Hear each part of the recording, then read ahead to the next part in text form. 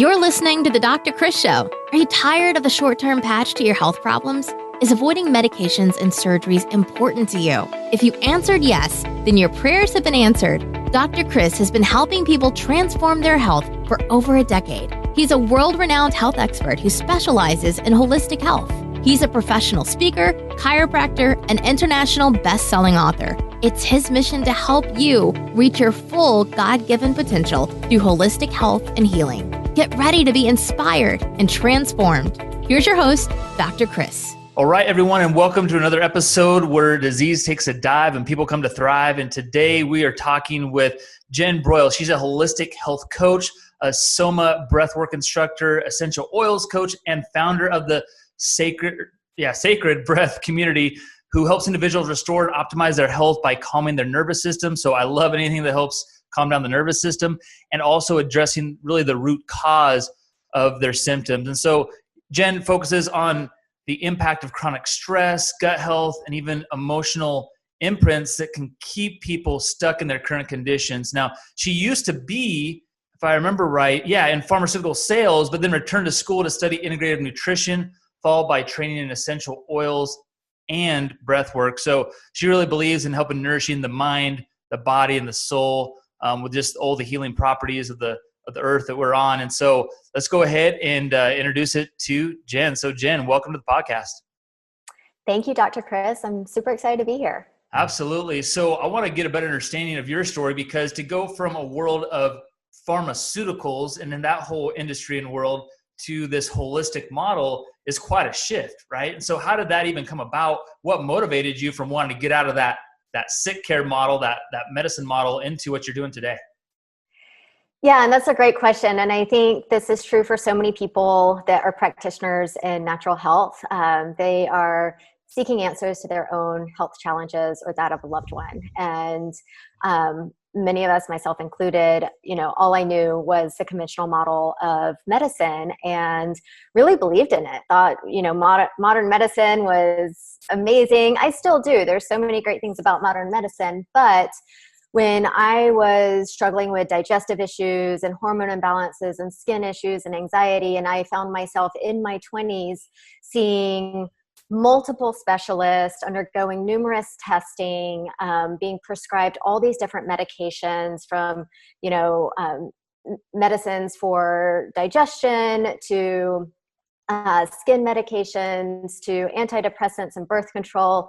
And I wasn't feeling any better. I started to question things and started to look elsewhere. I felt like I had kind of reached the end of the road in that, one path. And I was like, what else is out there? And I started reading books and diving into research. And I started with nutrition and realized that so much of what I thought I knew about nutrition was completely false. And that opened my eyes to say, okay, what else is not correct, or what else is maybe not the best solution. And so it led me down this path of functional medicine, integrative medicine, alternative wellness, and opened my eyes to this whole world that I truly did not know existed. And it lit this passion in me to go back to school and study integrative nutrition. And through continuing education and additional certifications, I dove into essential oils and then ultimately breath work. And many years ago left my career in pharmaceutical sales because I realized that there were a lot of other things that we can do that are more natural and safe and effective to really start to reverse and heal chronic issues. Yeah, absolutely. It's pretty amazing. And so your story, obviously you were struggling, and sometimes that is what motivates us to look outside the box. And when we keep doing the same thing over and over again, and we're not getting any different results, it's time to change up the habits that we're doing in our daily lives. But so oftentimes we've almost been, I don't take this lightly, I say brainwashed, right, in our society, in our culture, in the media, that, hey, you know what, we got to take the drug, we got to have the surgery, we got to take this vaccine, whatever it is, all these outside approaches that are man-made, that, really we have everything we need inside of us. It's just sometimes giving that extra support with the things around us that God put on this earth. And so let's talk a little bit about more so, and I'm really interested in the breath work you're talking about, and I think more people need to learn how to breathe properly and how to especially right now, like where I'm at right now in the Pacific Northwest, it's fire season. I'm looking out my windows right now. It looks like it's a very foggy day. Air quality is like at its worst. It's like off the charts. They don't even have enough of their scale to measure how bad the air quality is right now. So talk to us about that, the Soma breathing, breath work, what that's about, how that helps our bodies. Yeah, so breath work is really powerful. And I knew for many years, like there's different ways of breathing, different breathing techniques, but I did not know what an actual breath work practice was. And I had even had doctors years ago tell me if I just learned to breathe properly, like, and, breathe more fully and relax a little bit, like I could really heal a lot because, so much of it is this, heightened nervous system state that we're in, this survival mode, this fight or flight. And if we learn how to calm that and activate the parasympathetic nervous system more often, then we actually put our bodies in a state where it can heal. And so I discovered breathwork on a few of my travels, both in California and then in Costa Rica as well. And different breathwork sessions, different modalities of breathwork, and I was completely blown away at how I was able to release toxic emotions, how I was able to get into this super calm meditative state, how I was able to really tap into this inner guidance and intuition and feel connected, really like on a spiritual level. It was so, so powerful. But to kind of go back a little bit and explain what breath work is exactly is it's tuning into your breath and starting to breathe consciously, because our breath is really fascinating if you think about it, in that it is the one physical function that is both involuntary and voluntary, meaning, we breathe without even having to think about it. We didn't really learn how to breathe. We just started breathing when we came into this world. And so it is controlled by our autonomic nervous system, just like our heart rate and our blood pressure and things like that. But it's also a function that we can consciously control. We can manipulate it for specific intentions and to achieve certain things. And so, when we start to breathe in a more conscious way, we may find that we were breathing incorrectly for a really long period of time, because while it is controlled by our autonomic nervous system, if we're living in a state of stress, then it gets hijacked by that stress response. And so we start breathing in a way that perpetuates the stress cycle. And so you're feeling stressed, you're breathing in a stressed out, erratic, irregular way, and that further perpetuates stress. So it becomes this vicious cycle, right? So if we start to tune in and start to slow down our breathing, start to breathe in through our nose instead of our mouth, start to breathe deep from the diaphragm rather than our chest, and again, slow down the rate at which we're breathing, we'll find that we can start to instantly feel calmer, feel more relaxed, start to think clearer. I mean, it's really, really powerful, that instantaneous effect that just slow diaphragmatic rhythmic breathing can have on your mind, on your body. And when we do that in a routine, like a breathwork session, it's even more powerful. No, absolutely. So could you give our listeners maybe an example of maybe a simple exercise they could do at home to just start to work on their breathing and start to get that nervous system calming down? Yeah, absolutely. So a couple of things here. So again, rhythm is really important. So if you think of all the functions in your body that work in a rhythm, your digestion, your blood pressure, your heart rate, your circadian rhythms, all of these things work in a rhythm. So your breath influences all of those to a great deal. So if you're breathing in an erratic form, so maybe you're taking a deep breath and then like a really short, shallow breath, and it's just kind of all over the place, then all these other rhythms are going to start to be dysfunctional, right? And so we want to bring the breath back into a smooth, consistent rhythm. So just slowing down your breath and say, take a deep breath in through the nose for a count of 4, and really focus on that diaphragmatic breathing. So you want to see your belly expand when you inhale. So many of us are super contracted. We want that flat stomach, or, for men, maybe like the big chest or whatever it may be. So we contract our abdomen. Let it relax. So expand your abdomen on the inhale so you get that deep diaphragmatic breath. Breathe in through the nose and slow it down. So maybe just count in, 2, 3, 4, and then breathe out for 4. And you can breathe out through the nose or through your mouth. So nostril breathing is really important, especially when you're inhaling, because we're filtering the air. Your nose is a great air filter. So it's very protective, right? So you want to breathe in through the nose and then breathe out for equal counts. So in for 4 and out for 4. And just do that for, 3 minutes, 5 minutes, and see how quickly you feel calmer. Now, another thing you can do is we can change the rhythm up. So this is a great thing to do at night before bed, or any time where you're feeling just super stressed and overwhelmed, maybe having some anxiety, is to extend the length of your exhale.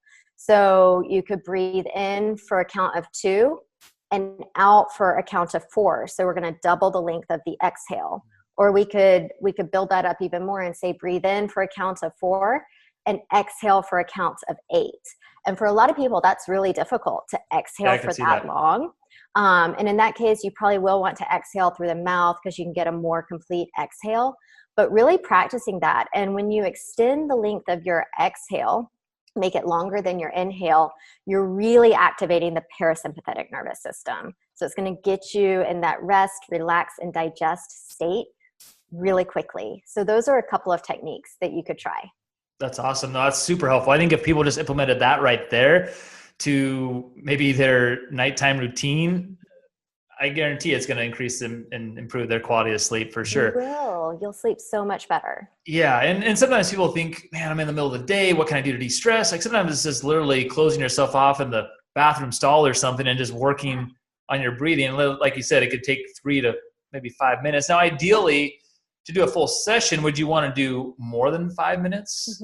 Yeah. So, and I get asked this question a lot. So, and it's a great question. Now, when I teach breathwork classes, those are around an hour. So we're doing some deep, intensive breathwork for an hour, and it allows you to go deep into a meditative state. So it's really, really powerful. As far as a daily practice, if maybe you're someone that gets up and you have kind of a self-care routine in the morning and you want to devote some time to breathwork, 10, 15, 20 minutes is a great daily practice. But again, do what you can. So even if it's between seeing clients or between appointments or wherever you can fit in those few minutes of just conscious breathing and slowing down your breath, you're going to get the benefit. Now, here's a key point, and I know the answer to this, but I want you to share this with our listeners. What should be going through our mind while we're doing this breathwork? That's a good point. Yes. So one of the things that I do in my breathwork classes is we bring in positive affirmations and guided visualizations to really help you start to reprogram your subconscious mind, because most of us are just automatically thinking negative thoughts, and they're on repeat throughout. So, when we figure that we have around 60,000 thoughts a day, most of them are subconscious, most of them are negative. That's the way humans are. So when we're doing this breath work, it's really important to start to tune in and really incorporate some of those positive affirmations as you're breathing. And it can be as simple as, if your intention for breath work is to feel more relaxed, then on the in-breath, say, I am, and on the out-breath, say, relaxed. And you can say it out loud or you can say it to yourself. It's up to you. But simple affirmations or mantras as you're breathing can be really helpful.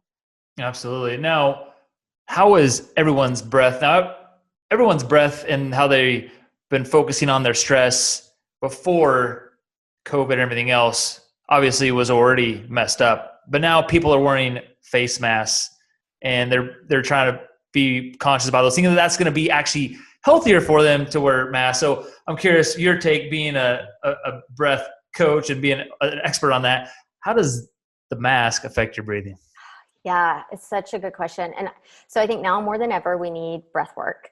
And I know I've been doing a lot of breath work online, group classes online since COVID. And I mean, the number of people that are showing up and just getting immediate relief from it, just from an anxiety standpoint and a heightened stress standpoint, is so powerful. But you're right, wearing a mask, I know when I wear a mask, I feel like I can't breathe as well, right?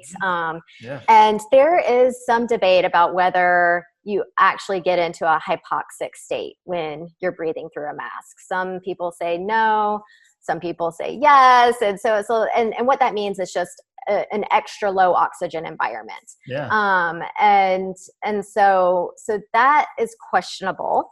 But I would say, even when you're wearing a mask, doing your best to slow your breath. Because sometimes when our face is covered, we got this mask on, it's causing that stress response. That feeling can be stressful, and not feeling like you can breathe well. So just really focus on breathing slower when you're wearing a mask and just throughout the day. And again, absolutely breathing in through your nose, because that again is filtering the air. So it's, when you breathe in through your mouth, you have no filters, right? Mm-hmm. Your nose has these hairs that filter the air, and it helps clean the air that you're breathing in. So you're breathing in higher quality air when you breathe in through your nose.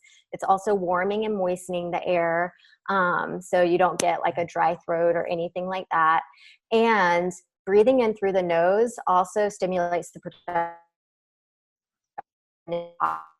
and that has been shown to help fight off pathogens as well. So I would say that's a huge thing to just be conscious of, is the nostril breathing. Absolutely. And you think about it, it's like, wow, when we were designed and created, we weren't screwed up and like, oh, hey, I forgot to put a mask on you when you were created. No, it's like, right. Hey, we have a built-in mask, right? It's our nose. We learn how to breathe.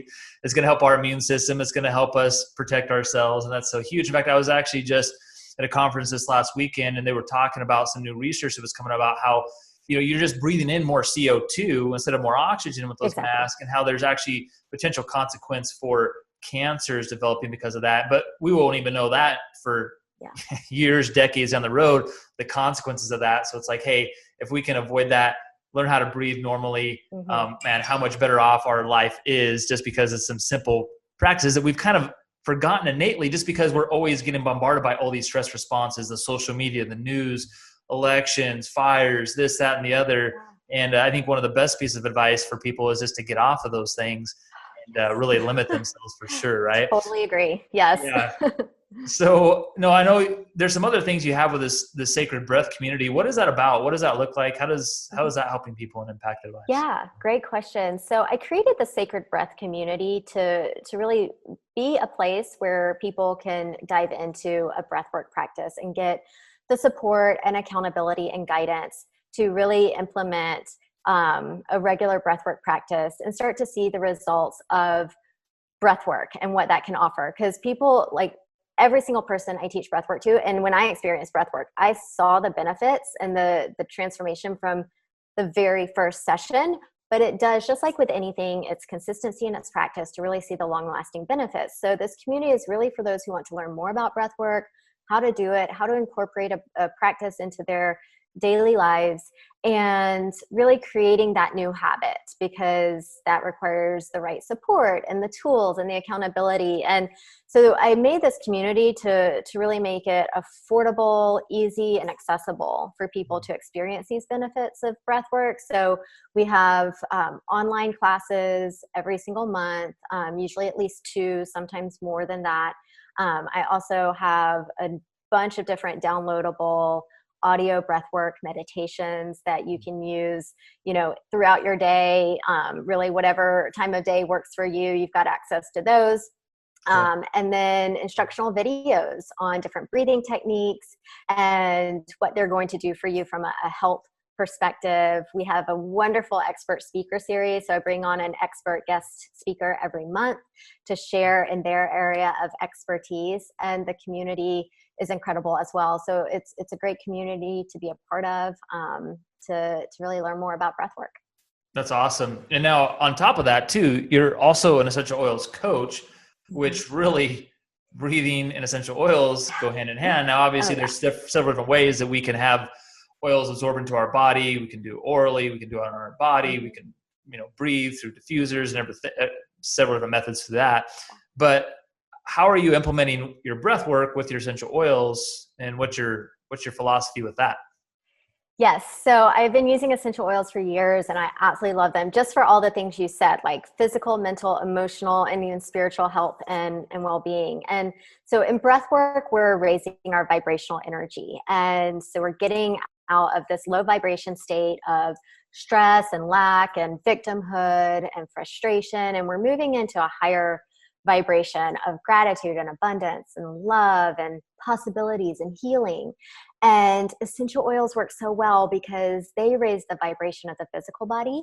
And as we start to live in a higher vibrational state, lower energies such as suppressed emotions and judgment and low self-worth cannot exist in that environment where balance and peace want to be, right? And so essential oils combined with breath work, you just get a more enhanced experience, and you can experience emotional healing. And essential oils, you know, they work with the breath work. So they're not necessarily doing the work for us, but they are fostering the right environment. And so combining essential oils with breath work just enhances the experience and really helps you, you know, with whatever intention that you're going into the breath work for, whether it's, you know, calming anxiety, then we can use really calming oils in the experience, like diffusing them or having them on you where you're breathing them in. Or maybe your breath work intention is to boost energy or creativity or clarity, then we can use other oils like peppermint or citrus oils or rosemary that are going to really help with that. Frankincense, which I have right here with me because I put it on right before Baby this. Jesus oil, miracle oil. Yes, I mean, it's one of my favorites and it's great for meditation. So I use this a lot in a breathwork practice as well. So yeah, it's a great addition to the breathwork. Absolutely. What's one of your favorite oils you like to use for helping people just calm their anxiety levels? So, I mean, as far as single oils, we know lavender is great for calming, but if I had a favorite, it's a blend. I use doTERRA oils and they have a blend called Adaptive, and it's a calming blend. And so it's really designed to help calm stress and any anxious feelings. And it's a combination of some different floral oils like magnolia. And then it also has copaiba and wild orange. And it's just a really beautiful blend that works on a number of different layers to really help calm the mind and the body. That's awesome. So with everything you're doing with your health coaching, essential oil coaching, your breath work, are you typically doing this in person, online? I mean, obviously there's a lot of virtual things out there now, but what do you prefer to do? Oh, I mean, I do a lot online right now, just given the environment that we're in at the moment. But, and I love doing online stuff. And that's really where the Sacred Breath community comes into play, is it's all virtual and easy to access. But I love doing group classes in person as well. There's something about the energy of a group when you're live and in person that really lights me up. So I love that. No, absolutely. I think that energy is huge. I mean, we're energy beings and we thrive off of that. And all this isolation and social distancing is really unhealthy for us. And it really disconnects us and affects our energy and affects our mood. And we see to come together more, started getting groups more. Like, I mean, it's going to be okay. We're going to get through this, right? But it's like, we got to get through it together. So what does really reaching your potential, your fullest potential, mean to you? Oh my gosh. Yeah. I feel like we could spend a whole podcast on this question.